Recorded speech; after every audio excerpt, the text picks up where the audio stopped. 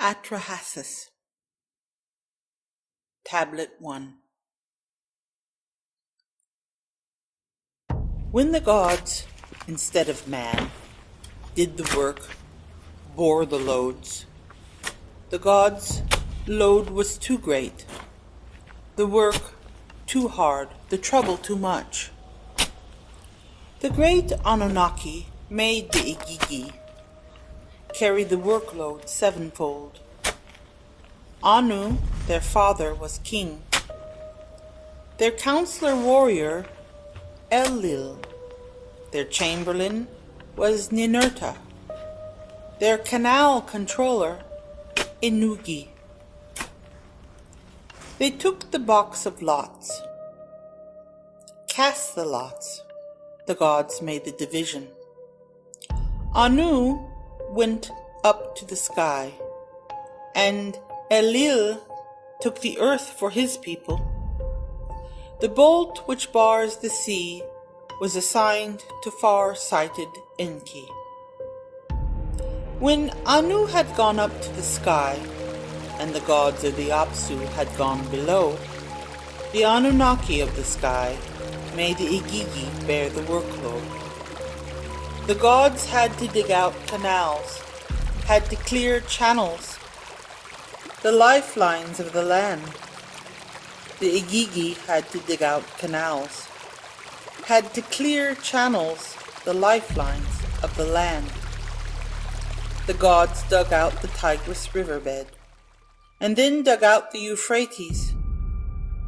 Digging in the deep, there they set up the depths, that is the Apsu. Sitting upon the land, the sanctuary that sat inside it was raised to its top, elevated and highest of all mountains. They were counting the years of loads. For 3,600 years they bore the excess. Hard work, night and day. They groaned and blamed each other, grumbled over the masses of excavated soil. Let us confront our chamberlain and get him to relieve us of our hard work. Come, let us carry the Lord.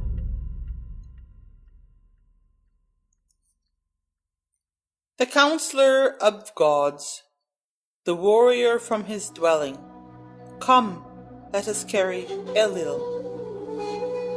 The counselor of gods, the warrior from his dwelling. Then Allah made his voice heard, and spoke to the gods, his brothers.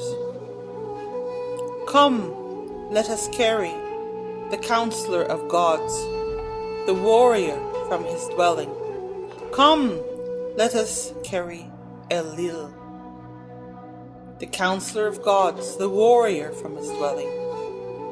Now cry battle. Let us mix fight with battle. The gods listened to his speech, set fire to their tools, put aside their spades for fire, their loads for the fire god. They flared up.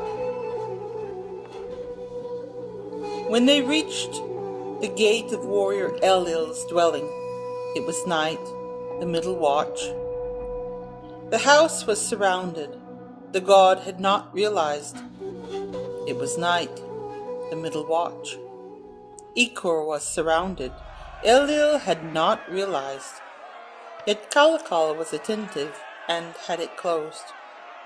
He held the lock and watched the gate.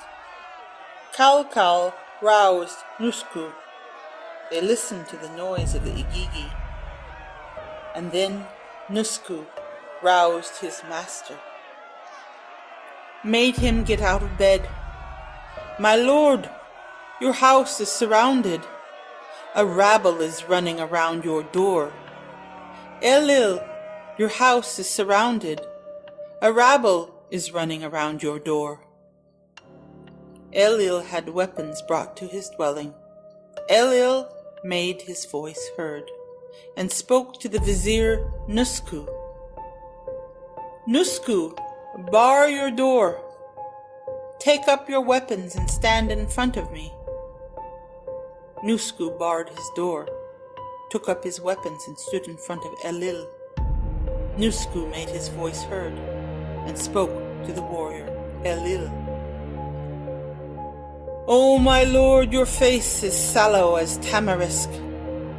Why do you fear your own sons? O Enlil, your face is sallow as tamarisk. Why do you fear your own sons? Send for Anu to be brought down to you. Have Enki fetched into your presence." He sent for Anu to be brought down to him. Enki was fetched into his presence. Anu, king of the sky, was present. Enki, king of the Apsu, attended. The great Anunnaki were present. Enlil got up and the case was put. Enlil made his voice heard and spoke to the great gods. "Is it against me that they have risen? Shall I do battle with my brethren? What did I see with my own eyes? A rabble was running around my door." Anu made his voice heard and spoke to the warrior Enlil. "Let Nusku go out and find out the word of the Igigi, who have surrounded your door. A command has been sent." Enlil made his voice heard and spoke to the vizier Nusku. "Nusku, open your door, take up your weapons and stand before me in the assembly of all the gods. Bow, then stand and tell them, your father Anu, your counselor warrior Enlil, your chamberlain Ninurta, and your canal controller Enki have sent me to say, who is in charge of this rabble? Who is in charge of the fighting? Who declared war? Who ran to the door of Enlil?" Nusku opened his door, took up his weapons, went before Enlil in the assembly of all the gods. He bowed and then stood and told the message. "Your father Anu, your counselor warrior Enlil, your chamberlain Ninurta, and your canal controller Enki have sent me to say, who is in charge of the rabble? Who is in charge of the fighting? Who declared war? And who ran to the door of Enlil?" Enlil has spoken. "Every single one of us gods declared war. We have put a stop to the digging. The load is excessive. It is killing us. Our work is too hard, the trouble too much, so every single one of us gods has agreed to complain to Enlil." Nusku took his weapons, went and returned to Enlil. "My lord, you sent me to Nusku. I went to him. I explained to him, saying, every single one of us gods declared war. We have put a stop to the digging. The load is excessive. It is killing us. Our work, it's too hard. The trouble, it's too much. So every single one of us gods has agreed to complain to Enlil." Enlil listened to that speech. His tears flowed. Enlil spoke guardedly, addressed the warrior Anu. "Noble one, take a decree. With you to the sky. Show your strength. While the Anunnaki are sitting before you, call up one god and let them cast him for destruction." Anu made his voice heard and spoke to the gods, his brothers. "What are we complaining of? Their work was indeed too hard. Their trouble was indeed too much. Every day the earth resounded in cries. The warning signal was loud enough. We kept hearing the noise. What were we to do? Indeed, the tasks overwhelmed us. While the Anunnaki are sitting before you, and while Belet-Ili, the womb goddess, is present, call up one and cast him for destruction. Anu made his voice heard and spoke to Nusku. Nusku, open your door, take up your weapons, bow in the assembly of the great gods, and then stand and tell them who has sent you. Your father Anu, your counselor warrior Enlil, your chamberlain Ninurta, and your canal controller Ennugi have sent me to say, who is in charge of the rabble? Who will be in charge of battle? Which god started the war? A rabble was running around my door. When Nusku heard this, he took up his weapons, bowed in the assembly of the great gods, and then stood and told them all that there was to tell. Your father Anu, your counselor warrior Enlil, your chamberlain Ninurta, and your canal controller Ennugi have sent me to say, who is in charge of the rabble? Who is in charge of the fighting? Which god started the war? A rabble was running around Enlil's door. Ea made his voice heard and spoke to the gods, his brothers. Why are we blaming them? Their work was too hard, their trouble was too much. Every day the earth resounded and cried out. The warning signal was loud enough. We kept hearing the noise. There is Belet-Ili. Belet-Ili, the womb goddess, is present.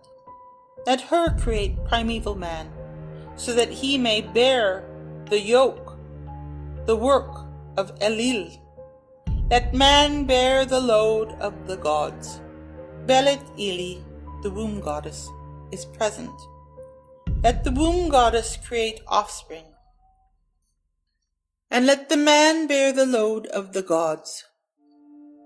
They called up the goddess, asked the midwife of the gods, wise Mami, you are the womb goddess to be creator of mankind. Create primeval man that he may bear the yoke. Let him bear the yoke, the work of Enlil. Let man bear the load of the gods. Nintu made her voice heard and spoke to the great gods. It is not proper for me to make him. The work is Enki's. He makes everything pure. If he gives me clay, then I will do it. Enki made his voice heard and spoke to the great gods. On the 1st, 7th, and 15th day of the month, I shall make a purification by washing. Then one god should be slaughtered, and the gods can be purified by immersion. Nintu shall mix clay with his flesh and his blood. Then a god and a man will be mixed together in clay. Let us hear the drumbeat forever after. Let a ghost come into existence from the god's flesh. Let her proclaim it as his living sign. And let the ghost exist so as to not forget the slain god. They all answered yes in the assembly. The great Anunnaki who assigned the fates. On the 1st, 7th, and 15th of the month, he made a purification by washing. Ilawela, who had intelligence, they slaughtered in their assembly. Nintu mixed clay with his flesh and blood. They heard the drumbeat forever after. A ghost came into existence from the god's flesh, and she, Nintu, proclaimed it as his living sign. The ghost existed so as not to forget the slain god. After she had mixed that clay, she called up the Anunnaki, the great gods. The Igigi, the great gods, spat spittle upon that clay. Mami made her voice heard and spoke to the great gods. I have carried out perfectly the work that you ordered of me. You have slaughtered a god together with his intelligence.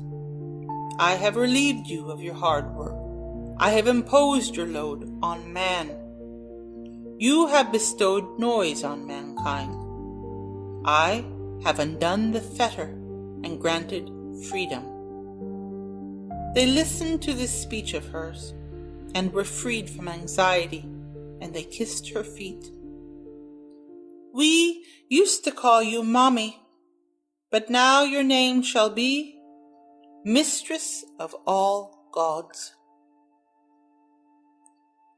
Far-sighted Enki and wise Mami went into the room of fate. The womb goddesses were assembled. He trod the clay in her presence. She kept reciting an incantation. For Enki, staying in her presence made her recite it. When she had finished her incantation, she pinched off 14 pieces of clay and set 7 pieces on the right and 7 on the left. Between them she put down a mud brick. She made use of a halhal reed, opened it, and used it to cut the umbilical cord. Called up the wise and knowledgeable womb goddesses, 7 and 7. 7 created males, 7 created females. For the womb goddess is creator of fate. He created them 2 by 2, created them 2 by 2 in her presence. Mommy made these rules for people. In the house of a woman who is giving birth, the mud brick shall be put down for 7 days.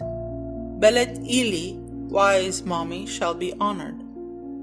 The midwife shall rejoice in the house of the woman who gives birth. And when the woman gives birth to the baby, the mother of the baby shall sever herself. A man to a girl to a man. She brings him to her bosom. A beard can be seen upon his cheek, on a young man's cheek, in gardens and waysides. A wife and her husband choose each other. The womb goddesses were assembled, and Nintu was present. They counted the months, called up the 10th month as the term of fate. When the 10th month came, she slipped in the reed, a staff, and opened the womb. Her face was glad and joyful. She covered her head, performed the midwifery, put on her belt, said a blessing. She made a drawing in flour and put down a mud brick. I myself created it, my hands made it. The midwife shall rejoice in the house of the Kadistu priestess.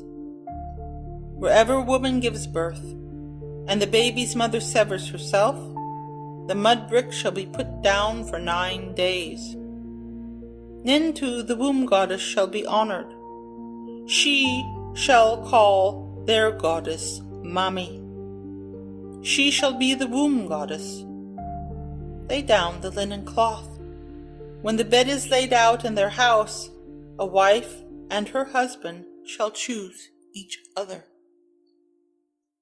Ishtar shall rejoice in the wife-husband relationship. In the father-in-law's house, celebration shall last for 9 days, and they shall call Ishtar Ishara.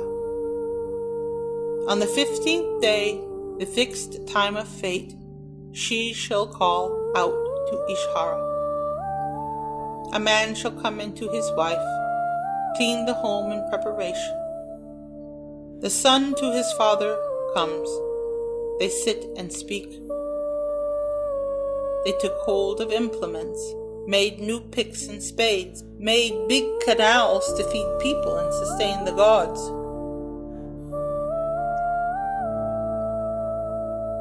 "600 years, less than 600 passed, and the country became too wide, the people too numerous. The country was as noisy as a bellowing bull. The god grew restless at their racket. Enlil had to listen to their noise. He addressed the great gods. The noise of mankind has become too much. I am losing sleep over their racket. Give the order that Surupu disease shall break out." Now, there was one Atra-Hasis, whose ear was open to his god Enki. He would speak with his god, and his god would speak with him. Atra-Hasis made his voice heard and spoke to his lord. "How long will the gods make us suffer? Will they make us suffer illness forever?" Enki made his voice heard and spoke to his servant. "Call the elders, the senior men. Start an uprising in your own house. Let heralds proclaim and go out. Let them make a loud noise in the land. Do not revere your gods. Do not pray to your goddesses. But search out the door of Namtara. Bring a baked loaf into his presence. May the flour offering reach him. May he be shamed by the presence and wipe away his hand." Atra-Hasis took the order, gathered the elders to his house. Atra-Hasis made his voice heard and spoke to the elders.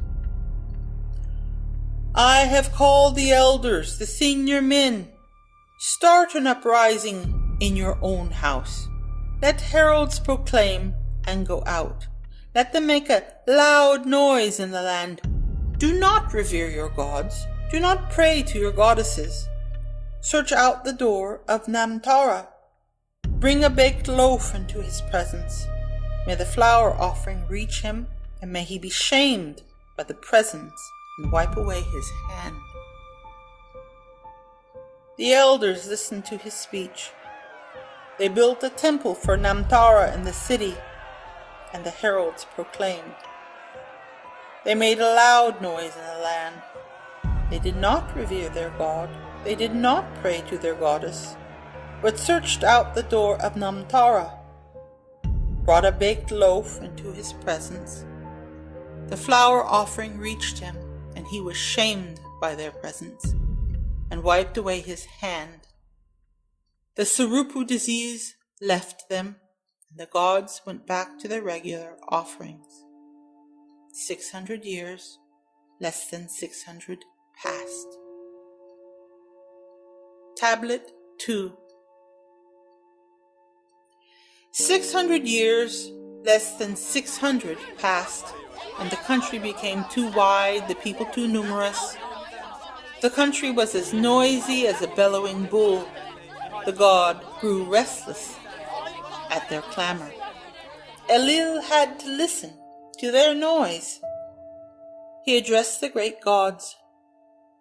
"The noise of mankind has become too much. I am losing sleep over their racket.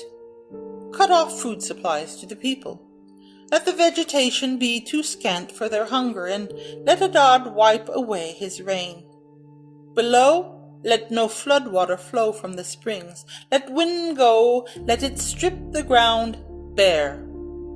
Let clouds gather, but not drop rain. Let the field yield a diminished harvest. Let Nisaba stop up her bosom. No happiness shall come to them. Let their countenance be dejected. Call the elders, the senior men. Start an uprising in your house. Let heralds proclaim and go out. Let them make a loud noise in the land. Do not revere your gods. Do not pray to your goddesses. Search out the door of Adad. Bring a baked loaf into his presence. May the flour offering reach him. May he be shamed by its presence and wipe away his hand. And then he will make a mist form in the morning, and in the night he will steal out and make dewdrop. Deliver to the field its produce ninefold, like a thief. They built a temple for Adad in the city, ordered heralds to proclaim and make a loud noise in the land. They did not revere their gods, they did not pray to their goddesses, but searched out the door of Adad, brought a baked loaf into his presence. The flour offering reached him. He was shamed by their presence and wiped away his hand. He made mist form in the morning, and in the night he stole out and made the dew drop. Delivered to the fields its produce ninefold, like a thief. The drought left them. The gods went back to their regular offerings.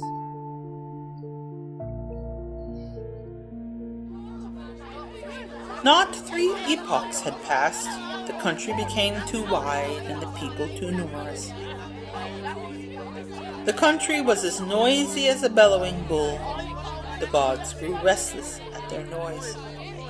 Enlil organized his assembly again, addressed the gods, his sons.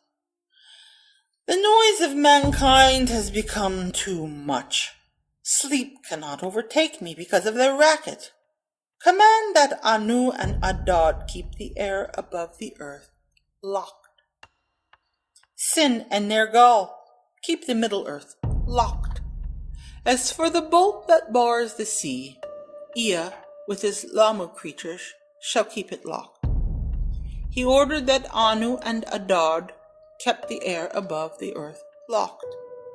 Sin and Nergal kept the middle earth locked. As for the bolt that bars the sea, Ea with his Lamu creatures kept it locked. Then the very wise man Atra-Hasis wept daily. He would carry a masaku offering along the riverside pasture. Although the irrigation water was silent, halfway through the night he offered a sacrifice. As sleep began to overtake him, he addressed the irrigation water. May the irrigation water take it. May the river carry it. May the gift be placed in front of Ea, my Lord. May Ea see it and think of me. So may I dream a dream in the night.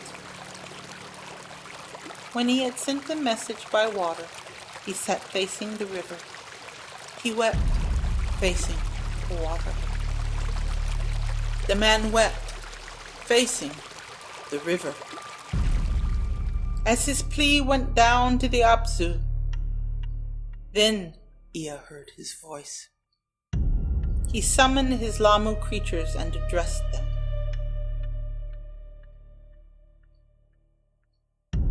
Above, rain did not fill the canals. Below, floodwater did not flow from the springs. Earth's womb did not give birth. No vegetation sprouted. People did not look and see life. The dark pasture land was now bleached. The broad countryside was filled up with alkali. In the first year they ate old grain. In the second year they depleted the storehouse. When the third year came, their looks were changed by starvation. Their faces were covered with scabs and appeared like mold. They stayed alive by scrounging for life. Their faces looked sallow. They went out in public hunched. Their well-set shoulders now slouched. Their upstanding bearing bowed. They took a message from Atrahasis to the gods. In front of the assembly of the great gods they stood and presented before them the orders of Atrahasis, they repeated, in front of the assembly of the great gods.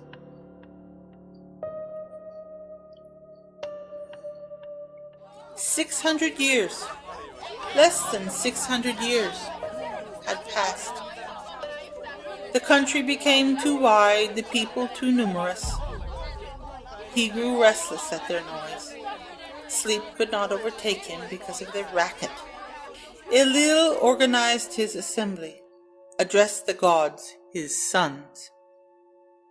The noise of mankind has become too much. I have become restless at their noise. Sleep cannot overtake me because of their racket. Give the order that Surupu disease shall break out. Let Namtar put an end to their noise straight away. Let sickness, headache, Surupu, Asaku blow into them like a storm.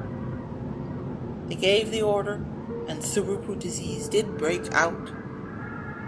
Namtar put an end to their noise straight away. Sickness, headache, Surupu, Asaku blew into them like a storm. The thoughtful man, Atra-Hasis, kept his ear open to his master, Ea. He would speak with his god, and his god, Ea, would speak with him. Atra-Hasis made his voice heard and spoke, said to Ea, his master, "O Lord, people are grumbling. Your sickness is consuming the country. O Lord Ea, people are grumbling. Sickness from the gods is consuming the country. Since you created us, you ought to cut off sickness, headache, Surupu, and Asaku." Ea made his voice heard and spoke, and said to Atrahasis, "Order the heralds to proclaim, to make a loud noise in the land. Do not revere your gods. Do not pray to your goddesses. To the god withhold his rights." He brought the flower as an offering to Nisaba. Into her presence he came to say a prayer and to present the presents in order that the hand of Enlil, his hand, will be restrained. Enlil organized his assembly, addressed the gods, his sons. "You are not to inflict disease on them again. Even though the people have not diminished, they are more than before. I have become restless at their noise. Sleep cannot overtake me because of their racket. Cut off food from the people. Let vegetation be too scant for their stomachs. Let Adad on high make his rain scarce. Let him block below, and not raise flood water from the springs. Let the field decrease its yield. Let Nisaba turn away her breast. Let the dark fields become white, and let the broad countryside breed alkali. Let the earth clamp down her womb, so that no vegetation sprouts, no grain grows. Let the saku be inflicted on the people. Let the womb be too tight to let a baby out. They cut off the food for the people. Vegetation became too scant for their stomachs. Adad on high made his rain scarce, blocked below, and did not raise floodwater from the springs. The field decreased its yield. Nisaba turned away her breast. The dark fields became white. The broad countryside bred alkali, and the earth clamped down her womb. No vegetation sprouted, no grain grew. A saku was inflicted upon the people. The womb was too tight to let a baby out. Ea kept guard over the bolt that bars the sea, together with his Lamu heroes. Above, Adad made his rain scarce, blocked below, and did not raise flood water from the springs. The field decreased its yield. Nisaba turned away her breast. The dark fields became white. The broad countryside bred alkali. Earth clamped down her womb. No vegetation sprouted, no grain grew. A saku was inflicted on the people. The womb was too tight to let a baby out. When the second year arrived, they had depleted the storehouse. When the third year arrived, the people's looks were changed by starvation. When the fourth year arrived, their upstanding bearing bowed, their well-set shoulders slouched. People went out in public hunched over. When the fifth year arrived, a daughter would eye her mother coming in. A mother would not even open her door to her daughter. A daughter would watch the scales, the sale of her mother, and a mother would watch the scales at the sale of her daughter. When the sixth year arrived, they served up a daughter for a meal and served up a son for food. Only one or two households were left. Their faces were covered with scabs that appeared like malt. People stayed alive by taking life. The thoughtful man, Atra-Hasis, kept his ear open to his master Ea. He would speak with his god, and his god Ea would speak with him. He left the door of his god, put his bed right beside the river, for even the canals were quite silent.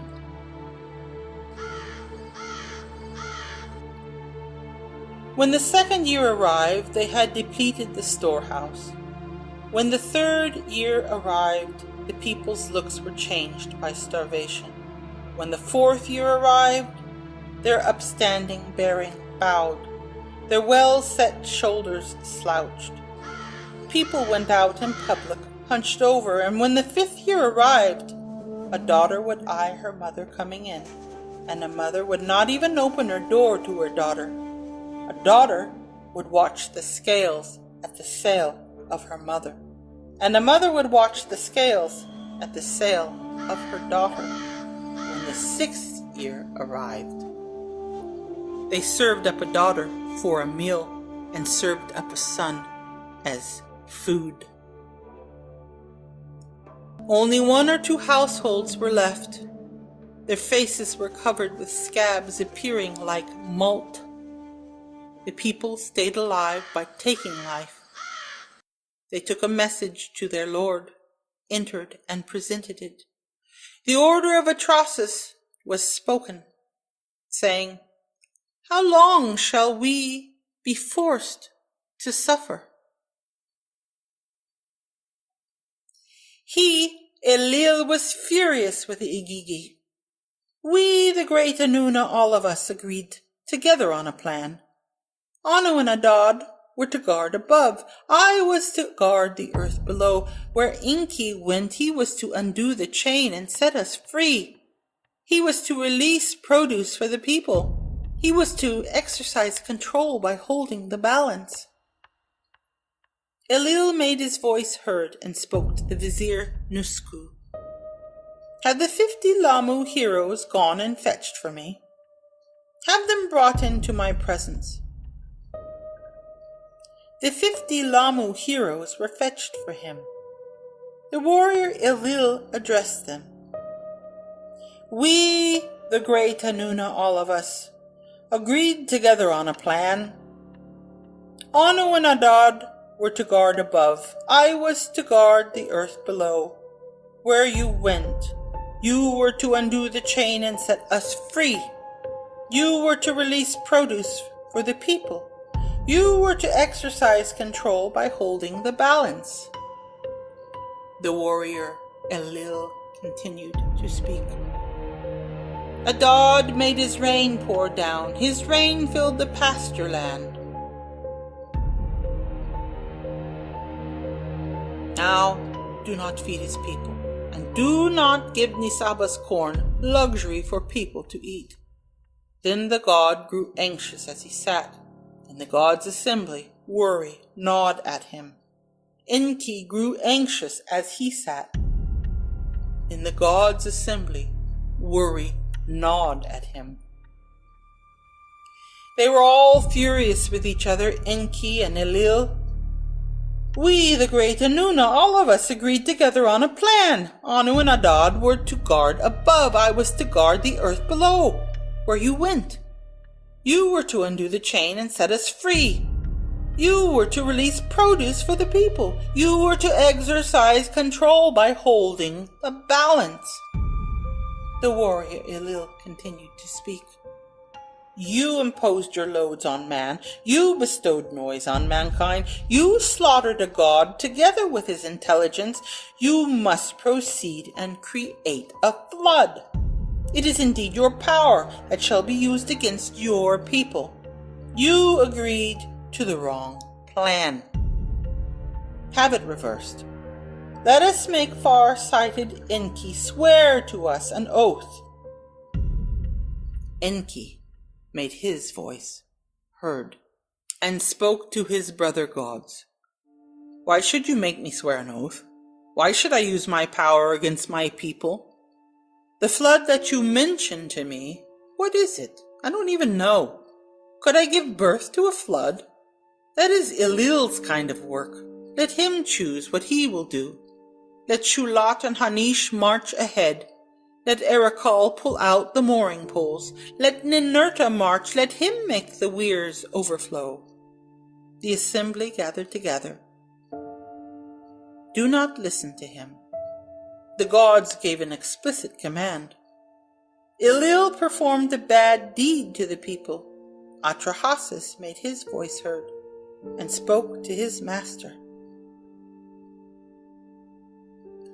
Tablet 3. Atra-Hasis made his voice heard and spoke to his master. Indicate to me the meaning of the dream. Explain to me and let me find out its portent. Enki made his voice heard and spoke to his servant. You say I should find out in bed. Make sure you attend to the message I shall tell you. Wall, listen constantly to me. Read Hut. Make sure that you attend to all my words. Dismantle the house and build a boat. Reject possessions and save living things. The boat that you will build will be the refuge. It will be the refuge of life. Roof it like the Apsu so that the sun cannot see inside of it. Make upper decks and lower decks, and the tackle must be very strong. The bitumen strong to give strength. I shall make rain fall on you here. A wealth of birds, a hamper of fish. He opened the sand clock and he filled it. He told him the sand needed for the flood was 7 nights' worth. Atra-Hasis received the message. He gathered the elders at his door, and Atra-Hasis made his voice heard and spoke to the elders. My God is out of favor with your God. Enki and Elil have become angry with each other. They have driven me out of my own house. Since I always stand in awe of Enki, he told me of this matter. I can no longer stay in my house. I cannot set my foot on Elil's territory again. I must go down to the Apsu and stay with my God. That is what he told me to do. The elders listened. The carpenters brought his axe. The reed worker brought his stone. A child brought bitumen. The poor fetched all that was needed. Everything there was waiting. Pure ones waited, fat ones waited. He selected and put on board the birds that fly in the sky and the cattle of Shakan. Wild animals, roamers of open country, all these he put on board. He invited his people to come to a feast. And then he put his family on board. They were eating and they were drinking, but he went in and out, would not stay still or rest on his haunches. His heart was breaking and he was vomiting bile. The face of the weather changed, and Adad bellowed from the clouds, and when he, Atra-Hasis, heard the noise, bitumen was brought, and he sealed his door. While he was closing up his door, Adad kept bellowing from the clouds, and the winds were raging. Even as he went up and cut through the rope, he released the boat. Anzu was tearing at the sky with his talons, tearing at the land. He broke the sky, and then the flood came out. The Kasusu weapon went against the people like an army. No one could see anyone else. They could not be recognized in this catastrophe. The flood roared like a bull, like a wild ass screaming. The winds howled. The darkness was total, and there was no sun. The clouds, like white sheep, covered the surface of the flood. Unbearable was the noise of the flood. Anu had gone berserk. The gods, his sons, before him stood. As for Nintu, the great mistress, her lips became encrusted with rime. The great gods, the Anuna, stayed parched and famished. The goddess watched and wept. Midwife of the gods, wise mommy, said, "Let daylight come back. Let it return and shine. However could I in the assembly of the gods have ordered such destruction with them? Elil was strong enough to give a wicked order. Like Tiruru, he ought to have cancelled that wicked order. I heard their cry, it leveled at me. Against myself, against my person, beyond my control, my offspring have become like white sheep. As for me, how am I to live in a house of bereavement? My noise has turned to silence. Could I go away up to the sky and live as in a cloister? What was Anu's intention as decision maker? It was his command that the gods, his sons, obeyed. He who did not deliberate but sent the flood. He who gathered the people to catastrophe. Nintu was wailing and said, "Would a true father have given birth to the rolling sea, so that they could clog the river like dragonflies? They are washed up like a raft on a bank. They are washed up like a raft on a bank in open country. I have seen and I have wept over them. Shall I ever finish weeping for them?" She wept, and she gave vent to her feelings. Nintu wept and fueled her passions. The gods wept with her for the country. She was sated with grief. She longed for beer in vain. Where she sat weeping, there the great gods sat too, but like sheep could only fill their windpipes with bleating. Thirsty as they were, their lips discharged only the rime of famine.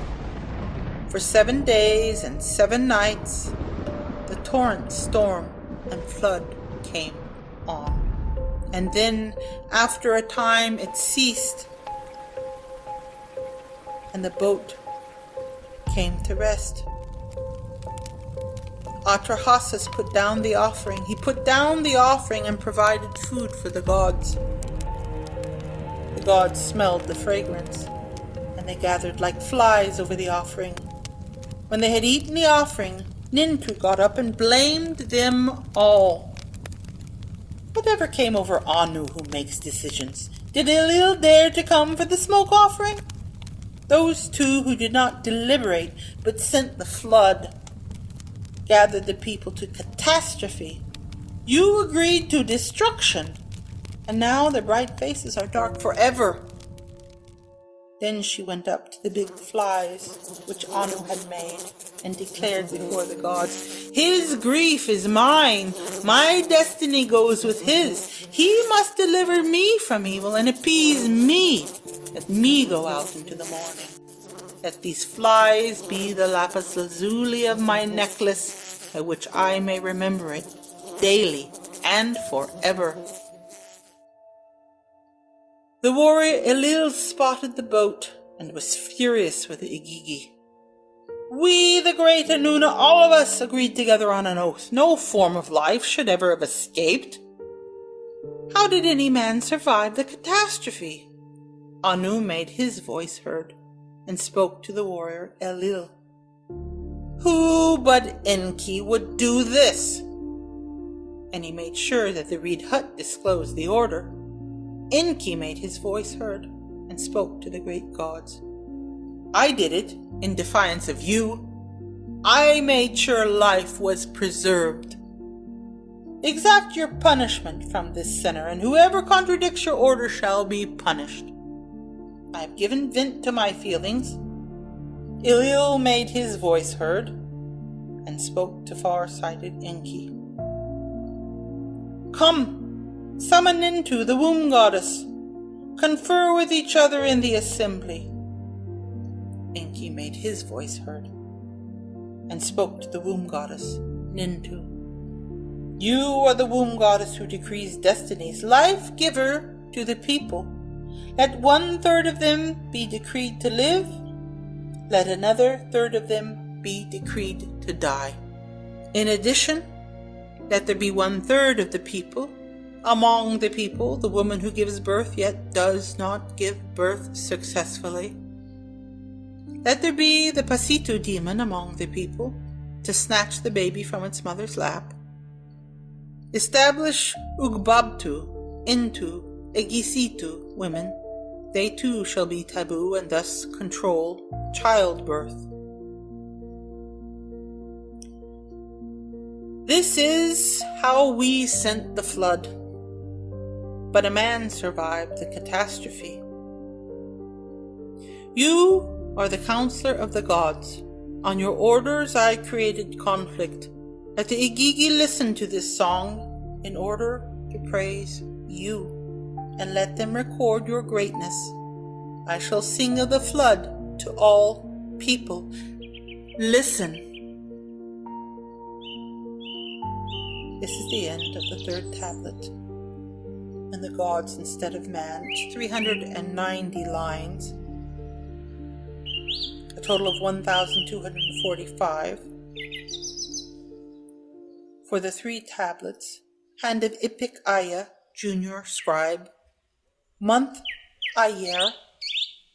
The year Ami Saduka was king, and a statue of himself was erected.